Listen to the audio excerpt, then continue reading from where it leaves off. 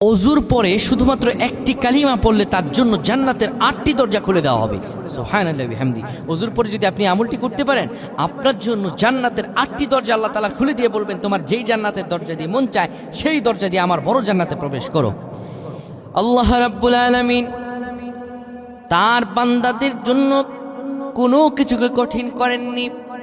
লা ইউকাল্লিফুল্লাহু নাফসান ইল্লা উসাহা। আল্লাহ কারো উপর বোঝা চাপিয়ে দেননি, সব কিছুকে আমার আল্লাহ সহজ করে দিয়েছেন।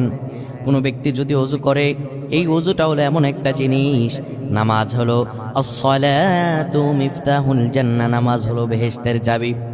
নামাজ হলো বেহেশতের চাবি, আর ওযু হলো নামাজের চাবি। যার ওযু ঠিক নাই, তার নামাজ আমার আল্লাহর দরবারে কবুল হবে না। খবরদার আমার ভাইরা, ওযু করতে হবে ঠিকভাবে। ওযু যদি আপনার ভুল হয়ে যায়, তাহলে ঠিকভাবে আদায় হবে না। প্রথমত প্রিয় ভাইরা আমার, ওযুর ফরজ হলো 4টি। 1 নম্বরে সমস্ত মুখমণ্ডল দোয়া, 2 নম্বরে দোনো হাতের কনুসহ দোয়া, 3 নম্বরে মাথার 4 ভাগের 1 ভাগ মাসাহ করা, 4 নম্বরে দোনো পায়ের টাকনু উত্তমভাবে ধৌত করা।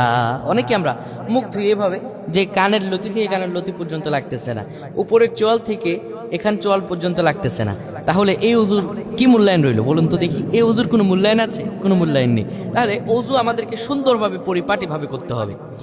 ওযু সুন্দরভাবে বানানোর পরে বান্দা এবার আকাশের দিকে শাহাদাত আঙ্গুলি উঁচু করতে হবে। শিখিয়ে দিচ্ছি আমলটা। শাহাদাত আঙ্গুলি উঁচু করার পরে আপনি পড়বেন আশহাদু আল্লা ইলাহা ইল্লাল্লাহু ওয়াহদাহু লা শারীকা লাহু ওয়া আশহাদু আন্না মুহাম্মাদান আবদুহু ওয়া রাসূলুহু। আকাশের দিকে শাহাদাত আঙ্গুলিকে উঁচু করে আপনি এই কালিমাটা পড়বেন। এই কালিমাটা আপনি যদি পড়েন, বিশ্বনবী সহিহ মুসলিমের হাদিসে বলেন, এই কালেমা পড়তে দেরি হবে, আমার রব আল্লাহ তার জন্য জান্নাতের 8টি দরজা খুলে দিতে দেরি করবেন না। আমার আল্লাহ বান্দার জন্য জান্নাতের 8টি দরজা খুলে দিবেন। সুবহানাল্লাহি বিহামদি। তাহলে কত ফজিলত, কত ফজিলত! তাই আমরা ওযু করার সময় অবশ্যই এই বিষয়টি মাথায় রাখবো।